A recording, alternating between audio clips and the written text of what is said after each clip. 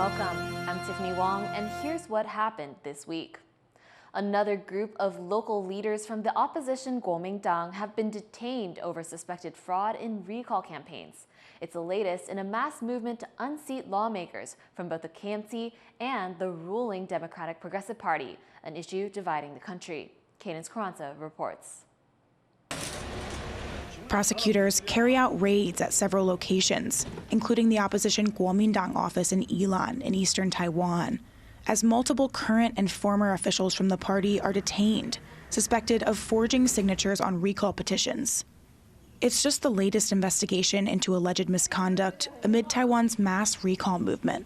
The campaigns could upend the legislature, as civic groups, increasingly backed by political parties, scramble to oust dozens of lawmakers from both the KMT and the ruling Democratic Progressive Party.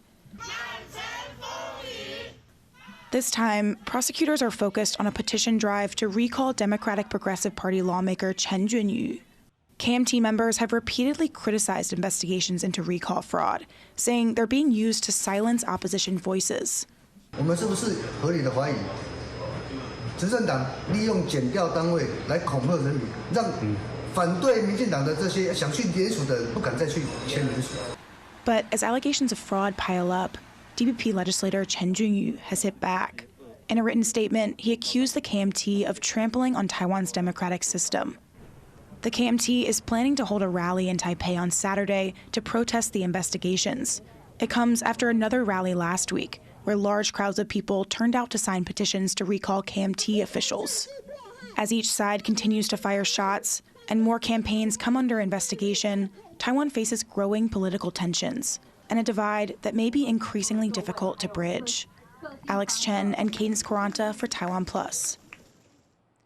Several members of the opposition Kuomintang, including Chair Eric Zhu, are to be summoned for questioning by the police on suspicion of organizing a recent illegal protest outside the Taipei District Prosecutor's Office.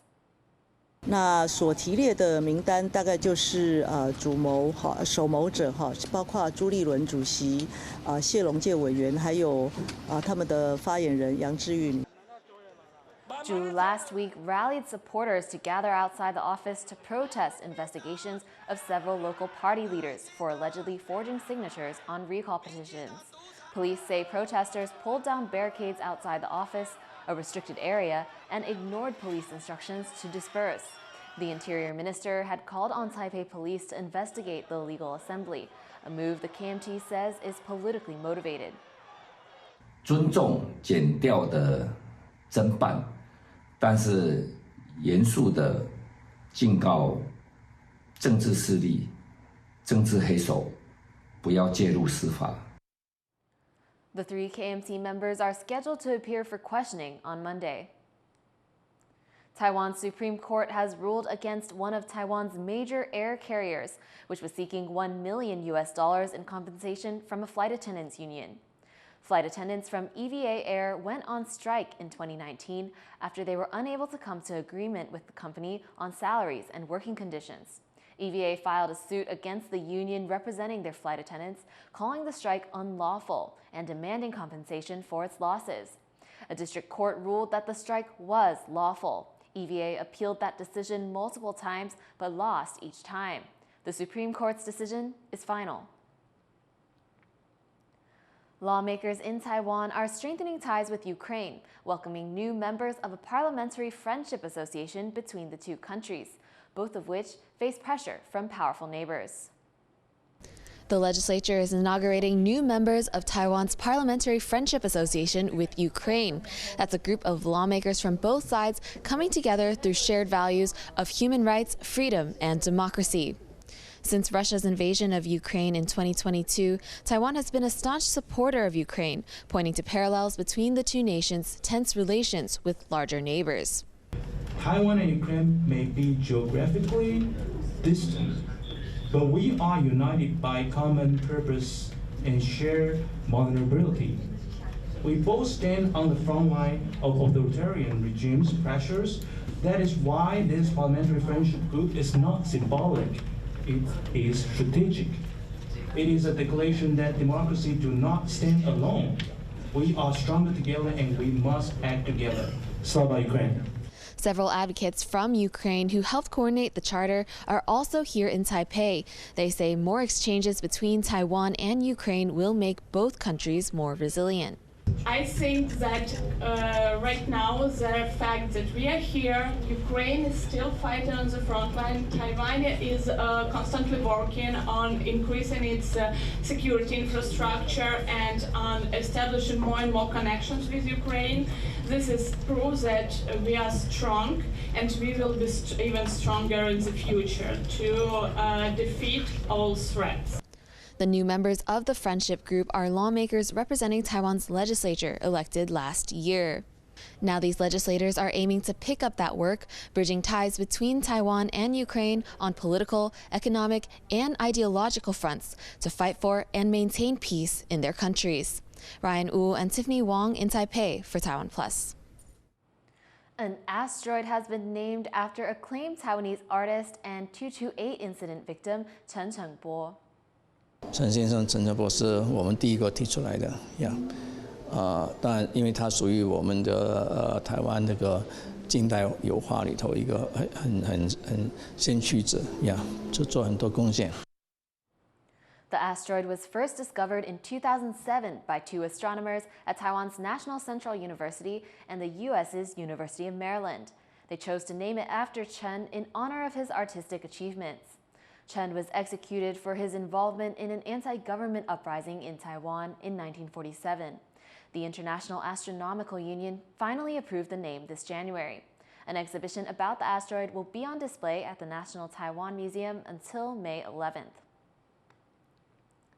Taiwan is not traditionally considered a space power, but the country is making new headway in the international space race with a collaborative mission that's set to be a milestone not just for Taiwan, but for the whole Asia-Pacific region. Joyce Sung gets an inside look. Humanity has always looked to the stars and sought new ways to learn more about them. That's precisely the goal of this team at Taiwan's National Space Agency, TASA, study the stars as part of a milestone rideshare flight under a subsidiary of British defense firm BAE Systems, a mission codenamed Faraday Dragon. Frank Lowe says it's a unique opportunity for Taiwan. He supervises TASA's Global Cooperation Office, and he says that the mission scheduled to launch next year is much more than just a partnership between Taiwan and the UK. It hosts roughly about 16 payloads from various institutes and different countries. It actually provides a good platform for TASA, through this platform to cooperate and collaborate and to have the dialogue with other stakeholders in the Faraday program. The satellite, designed by In-Space Missions, is set to carry a host of devices made by Taiwan, Thailand, the Philippines, and Singapore. It comes as BAE Systems looks to carve out a bigger stake in a booming commercial space sector, looking to take on frontrunners like SpaceX. Taiwan is still working on building up its own rocket launch capabilities. So for now, ride-sharing is the main way to send its devices into space and rack up their flight heritage, a sort of mileage count to prove that its devices work up there and work reliably. For this mission, TASA has selected its Star Tracker. Stars are a key navigational tool for spacecraft, and the tracker's job is to locate and identify stars so the satellite knows where it is and where it needs to go. Not an easy feat in the pitch blackness of space. To test to see whether the tracker works, the engineers can run what's called a stimulation. Now, this dark screen is not off. It's a model of what the tracker actually sees in space. Now, to the naked eye, you can barely see the specks of white that are the stars, but if you look at this screen, the tracker is not only spotting the stars that are there, but identifying them down to the ID number. Perfecting homegrown devices like the Star Tracker is key to Taiwan's wider goal of putting more domestically made components and satellites into space. Lo says the Faraday Dragon mission is a possible turning point for TASA and how it plans future flights of its flagship Formosat program, a series of satellite launches that started in the late 90s, which have achieved various goals like remote sensing and weather observation. We already carry out and working on our own ride-sharing project. By 2031, actually, we will launch the so-called Formosat 8 and Formosat 9. We already reserve certain space and mass that could accommodate other parties' payload.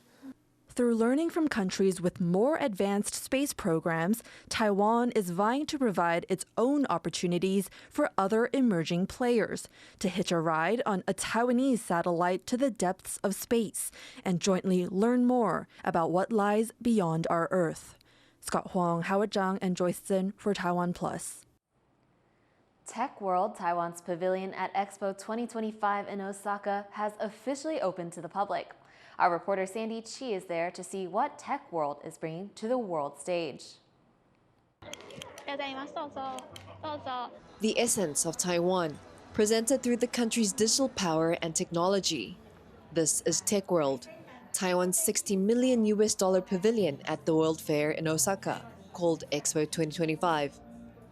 The pavilion is run by Tamayama Digital Tech, a Taiwanese company based in Japan. We operate as a corporate pavilion, and we are grateful to the Osaka export authorities for inviting us to showcase our best technology and to showcase our culture and beautiful sceneries. The pavilion features a total of 3 different theaters, each with its own concept: life, nature, and future. The venue uses the latest programming and 3D visual technology to interact with the visitors through all the senses, aiming to ignite their emotions and imagination. 大変楽しかったです。もう未来が見れて良かったと思います。我非常感动，甚至数度想要落泪。我觉得他把所有台湾的重要的元素都放在里面了。At the heart of the pavilion is the live theater.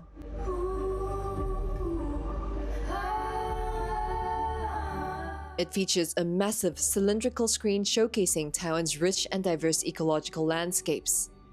Surrounding it are 560 monitors, each mounted on a mechanical arm, letting the screens move independently and display different images. Visitors can even interact with some monitors. So there was this nature place that was really cool because you can send butterflies into the big screen. Besides the immersive experiences, the pavilion also has another, more personal feature. Each person receives one of these AI-powered bracelets upon entry. It monitors your heartbeat to get an understanding of how you're feeling at different exhibits in the pavilion. The purpose? To promote tourism in Taiwan. And at the end of the tour, you tap your AI bracelet here, right below the screen. And then voila, the monitor will show which theater experience got your heart racing the most. And based on this data, it will recommend you some places in Taiwan to visit. Some visitors say this feature is very helpful for planning trips to Taiwan. It's a glimpse of a small showing of what is Taiwan, so we get recommendations at the end, so what we should visit or what's a more appropriate location for us based on the experience we have here, so I think it's get more excited to visit Taiwan in the future. 我觉得是有很大帮助的。那我看我们有一些景点，因为像我自己本身就是对那个自然非常的感动，所以他推荐给我的都是像花莲啊那种山上那种古道啊的一些景点。我觉得这个还蛮不错，因为我自己是台湾人，我自己也很少会跑去东部。With the latest technology showcasing the beauty and essence of Taiwan and its cutting-edge technology, organizers say they're expecting 1 million visitors in the coming months, with some hopefully inspired to visit Taiwan themselves. Hang Shu, PT Zhuang, and Sandy Chi for TaiwanPlus. Thank you for watching. Here's what happened. Finally, let's bring you more shots from Osaka, where the popular manga characters are being featured in Japan's World Expo Pavilion. I'm Tiffany Wong. Take care and see you next week.